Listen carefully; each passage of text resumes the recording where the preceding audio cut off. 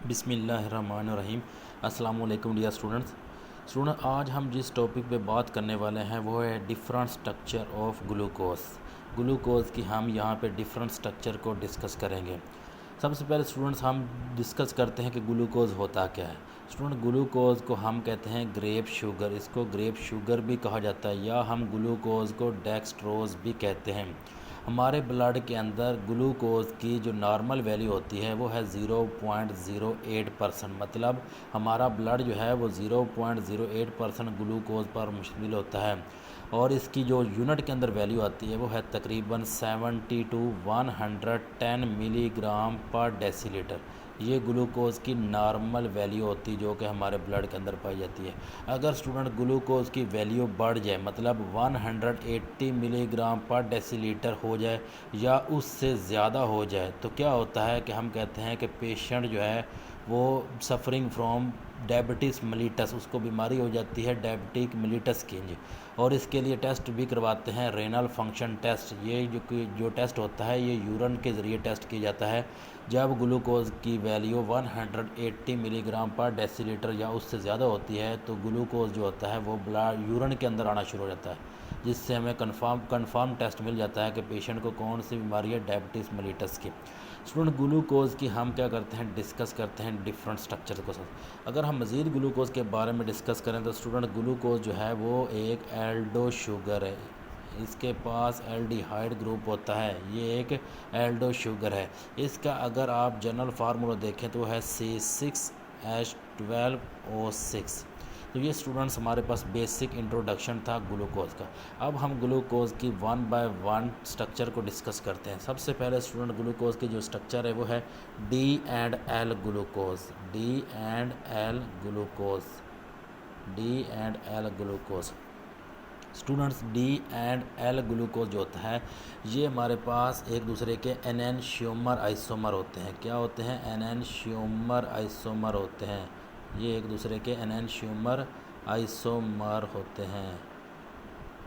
मतलब enantiomer isomer क्या मतलब ये एक दूसरे का मिरर इमेज होते हैं, एक दूसरे का मिरर इमेज होते हैं।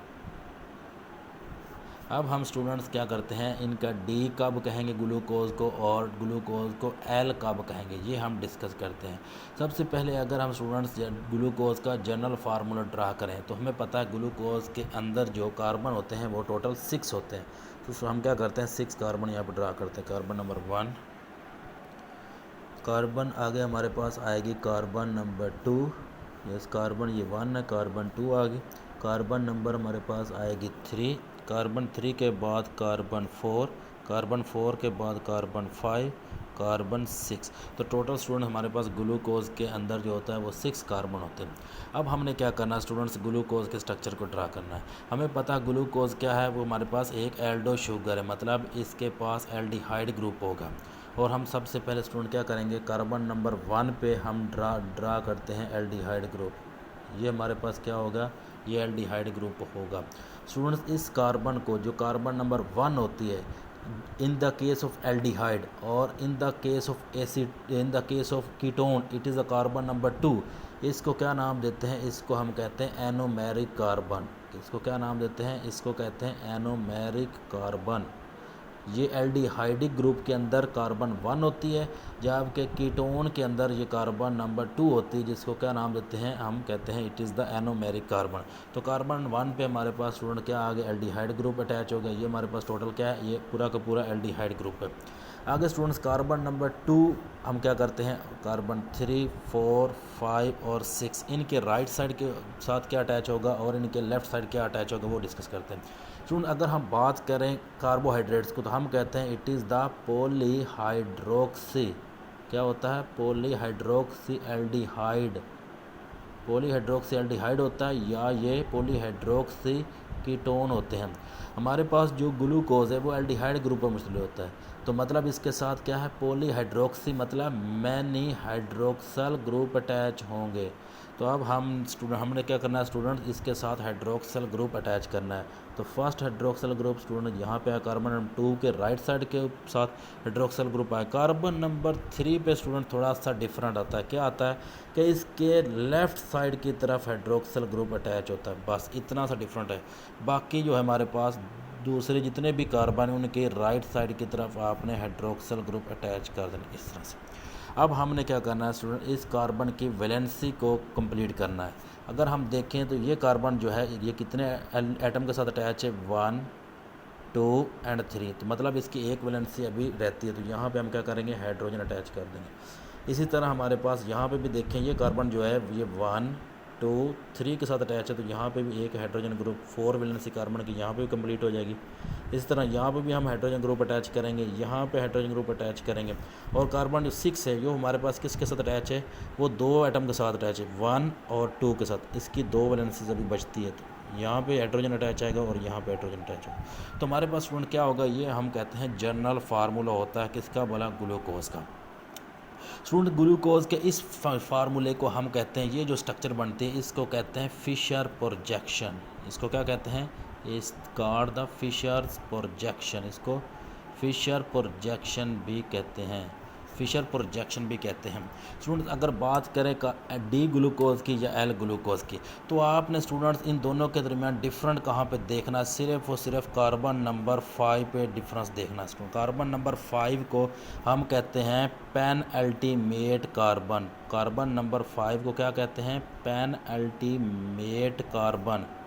पेन अल्टीमेट कार्बन जो होगा इसकी मदद से हम देखेंगे कि ग्लूकोज डी ग्लूकोज है या ग्लूकोज जो है वो एल ग्लूकोज है।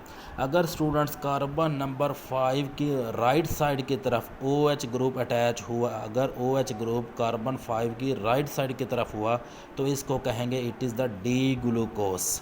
और अगर यही hydroxyl group OH group carbon number 5 के लेफ़्ट साइड की तरफ इधर अटैच हुआ तो फिर हम ग्लूकोज को कहेंगे it is the L glucose. तो स्टूडेंट्स यही हमारे पास थोड़ा सा डिफरेंट था जो हमने यहाँ पे डिस्कस किया। अगर कार्बन नंबर 5 के राइट साइड की तरफ OH ग्रुप अटैच हुआ तो डी ग्लूकोज, और अगर जो होगा कार्बन 5 के लेफ़्ट साइड की तरफ OH ग्रुप अटैच हुआ तो it is the L glucose. तो ये हमारे पास स्टूडेंट पहला जो स्ट्रक्चर थी ग्लूकोज की वो थी डी ग्लूकोज और एल ग्लूकोज। और ग्लूकोज के स्टूडेंट ये स्ट्रेट चेन स्ट्रक्चर जो होती है इसको कहते हैं फिशर प्रोजेक्शन। नेक्स्ट स्ट्रक्चर जो स्टूडेंट ग्लूकोज की आती है वो आती है alpha and beta glucose. Glucose alpha और beta glucose. Student glucose alpha कब होता है और बीटा कब होता है, ये दोनों स्ट्रक्चर ग्लूकोज की स्टूडेंट तब बनती है जब हम ग्लूकोज को वाटर के अंदर डालते हैं। जब वाटर के अंदर डालते हैं तो ग्लूकोज या तो अल्फ़ा स्ट्रक्चर देगा या बीटा स्ट्रक्चर देगा। स्टूडेंट्स अगर हम देखें ग्लूकोज की अल्फ़ा स्ट्रक्चर कब होती है, तो सबसे पहले स्टूडेंट हम जनरल फार्मूला जो ग्लूकोज का होता है वो डिस्कस करें। तो ग्लूकोज के जनरल फार्मूला क्या है, C डबल बॉन्ड O और यहाँ पे हाइड्रोजन ग्रुप अटैच होगा। ये कार्बन 1 है, ये कार्बन 2 3 4 5 और ये 6 कार्बन। यहाँ पे हमारे पास OH ग्रुप था।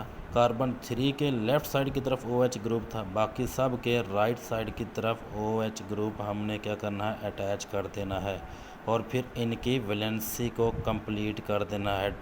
कार्बन जो होता है उसकी 4 वैलेंसी होती है तो हमने 4 वैलेंसी को कंप्लीट करना है।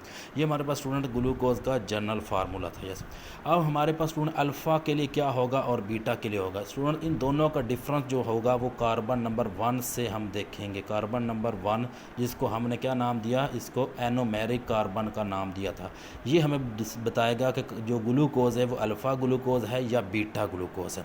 स्टूडेंट वो कैसे होगा, हमने इस तरह करना है स्टूडेंट, जब कार्बन नंबर 5 जो होता है, जब इसको जो ग्लूकोज होता है जब हम इसको वाटर के अंदर डालते हैं तो कार्बन नंबर 5 जो होता है इसका हाइड्रोजन, ये हाइड्रोजन स्टूडेंट्स ये यहाँ से रिलीज़ होके इस कार्बन के साथ अटैच होता है। यहाँ पे जब ये अटैच होता है तो ये डबल बॉन्ड जो होती है ये ब्रेक डाउन हो जाती है और हाइड्रोजन जो होता है वो इस ऑक्सीजन के साथ अटैच हो जाता है। इस तरह हमारे पास स्टूडेंट ग्लूकोज की अल्फ़ा और बीटा फॉर्म बनती है। तो असल में स्टूडेंट अल्फ़ा और बीटा फॉर्म फिर किस तरह से बनेगी, हम इसको फिर दोबारा से ड्रा करते हैं। कार्बन 1 2 3 4 5 6, जब हमने स्टूडेंट इसको वाटर के अंदर डाला तो ग्लूकोज किस तरह की स्ट्रक्चर लेता है, किस तरह की शेप ले लेता है वो हम ड्रा करने वाले हैं अभी यहाँ पे। OH ग्रुप यहाँ पे हाइड्रोजन, यहाँ पे भी हाइड्रोजन आएगा स्टूडेंट। यहाँ पे OH ग्रुप, इधर इसके लेफ़्ट साइड की तरफ OH ग्रुप, इधर भी OH ग्रुप H, और इधर H आएगा। यहाँ से स्टूडेंट्स असल में डिफरेंट आएगा हमारे पास यहाँ पे स्टूडेंट। यहाँ पे क्या था, यहाँ पे था OH ग्रुप, तो हमारे पास यहाँ पे क्या रह जाएगा, मैंने पहले बताया जो यहाँ से हाइड्रोजन जो होगा वो यहाँ पे अटैच हो जाएगी इस ऑक्सीजन के साथ, और बाकी यहाँ पे क्या बचेगा, सिर्फ और सिर्फ ऑक्सीजन स्टूडेंट। ये ऑक्सीजन यहाँ पे आ जाएगी ऐसे, ये ऑक्सीजन यहाँ पे आ गई, और बाकी जो था जो हमारे पास हाइड्रोजन थी वो कहाँ पे चली जाएगी, वो यहाँ पे जो ऑक्सीजन अटैच था, यहाँ पे जो ऑक्सीजन था इसके साथ हाइड्रोजन जाके अटैच हो जाएगी। तो ये स्टूडेंट्स हमारे पास ग्लूकोज़ का फार्मूला बन जाता है स्टूडेंट। ग्लूकोज़ को अल्फ़ा और बीटा कैसे होगा, अगर तो ग्लूकोज़ के कार्बन नंबर 1 के राइट साइड की तरफ स्टूडेंट्स OH ग्रुप अटैच है तो इसको कहते हैं अल्फ़ा ग्लूकोज़, और अगर स्टूडेंट्स OH ग्रुप जो होगा वो लेफ़्ट साइड की तरफ अटैच हुआ तो हम इसको कहेंगे it is the beta glucose. तो स्टूडेंट्स ये एक दो फॉर्म्स थी ग्लूकोज़ की, अल्फ़ा और बीटा फॉर्म ग्लूकोज़ की, और ये एक दूसरे क्या हमारे पास एनोमर्स होते हैं, ये एनोमर आइसोमर्स होते हैं एक दूसरे के। कौन से आइसोमर होते हैं, D और L ग्लूकोज़ एक दूसरे के एनैनशियोमर आइसोमर होते हैं, और अल्फ़ा और बीटा एक दूसरे के एनोमर आइसोमर्स होते हैं।